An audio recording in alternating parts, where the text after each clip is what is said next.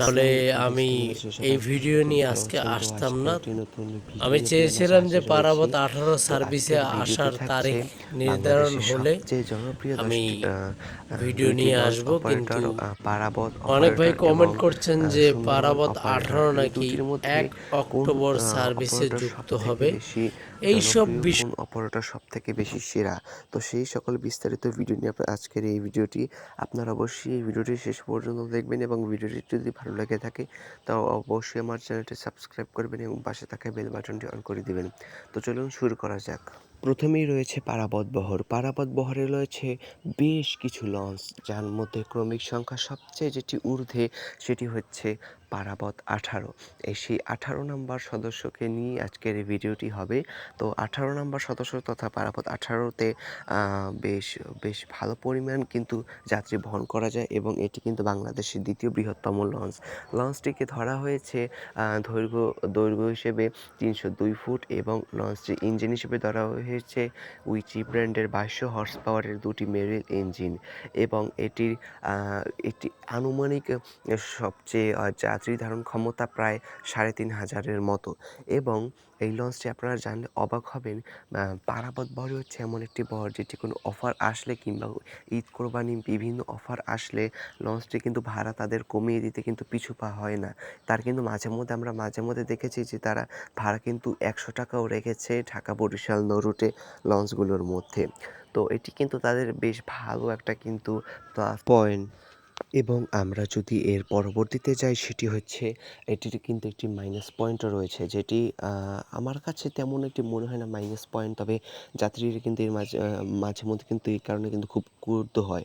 সেটি হচ্ছে লঞ্চগুলো কিন্তু বেশ সময় নিয়ে কিন্তু তাদের গন্তব্যে পৌঁছে, মানে লঞ্চগুলো কিন্তু খুবই আস্তে আস্তে চালিয়ে কিন্তু তাদের গন্তব্যে পৌঁছে যায়।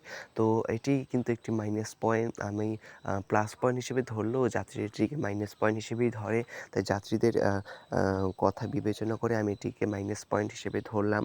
তো যাত্রীদের যেহেতু সময়ের ডিমান্ড অনেক বেশি, তাই আমার মতে পারাবত কোম্পানির উচিত এখন সবসময় রেগুলার তাদের গতিটা মেনটেন করে চলা এবং সবচেয়ে ভালো সার্ভিসটা দেওয়া। কেননা তাদের কিন্তু ইতিহাসে কিন্তু বেশ সুনাম রয়েছে পারাবত কোম্পানির।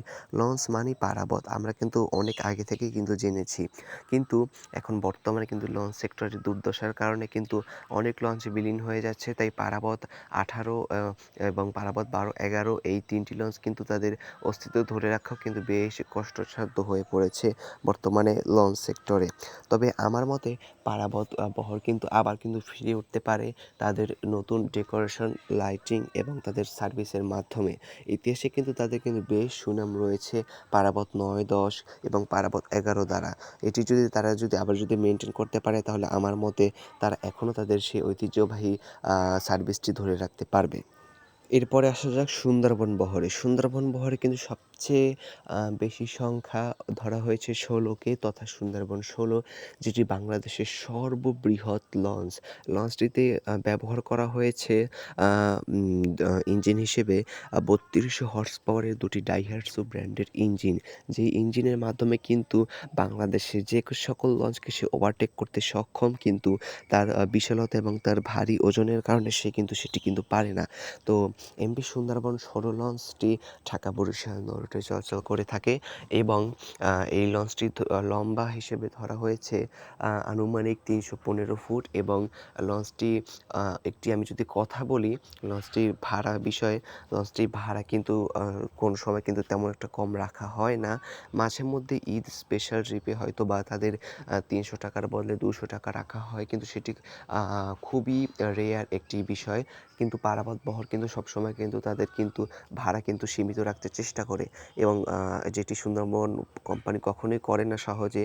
তো তাই আমার মতে এইটি হচ্ছে সুন্দরবনের একটি মাইনাস পয়েন্ট। তাছাড়া সুন্দরবন কিন্তু বেশ জনপ্রিয় এবং খ্যাতিসম্পন্ন একটি লঞ্চ। এবং আমি আরেকটা কথা বলি, যেটি সময়ের ব্যাপার, এটিতে কিন্তু সুন্দরবন কোম্পানি কিন্তু বেশ কিন্তু কেয়ারফুল আছে। কেননা সুন্দরবন কোম্পানিতে এখন বর্তমানে কিন্তু চলাচল করছে দুটি লঞ্চ, সুন্দরবন 15 এবং সুন্দরবন 16 ঢাকা বরিশাল নৌ রুটে। তো সেক্ষেত্রে কিন্তু এই দুটি লঞ্চে কিন্তু তাদের টাইম মেনটেন করে কিন্তু ঘাট থেকে ছেড়ে এবং পরবর্তী তাদের গন্তব্যে পৌঁছে যায় কিন্তু তাদের ঠিক সময় মতো মেনটেন করেই। তারা কিন্তু ইঞ্জিনে কিন্তু ফোর্স দেয় এবং সেই ফোর্সের কারণে কিন্তু তারা কিন্তু তাদের গন্তব্যে যেতে কিন্তু সক্ষম হয়, যেটি কিন্তু পারাবত কোম্পানি কিন্তু কখনোই করে না। তাই এইটি কিন্তু সুন্দরবনের একটি প্লাস পয়েন্ট। তো সেই কারণে সুন্দরবন কিন্তু বেশ খানিকটা এগিয়ে রয়েছে পারাবত বহর থেকে। তো এভরিওয়ান, আজকের ভিডিওটি এই পর্যন্ত। ভিডিওটি কেমন হয়েছে অবশ্যই কমেন্টে জানাবেন। সবাই ভালো থাকবেন, সুস্থ থাকবেন। খোদা হাফেজ, আসসালামু আলাইকুম।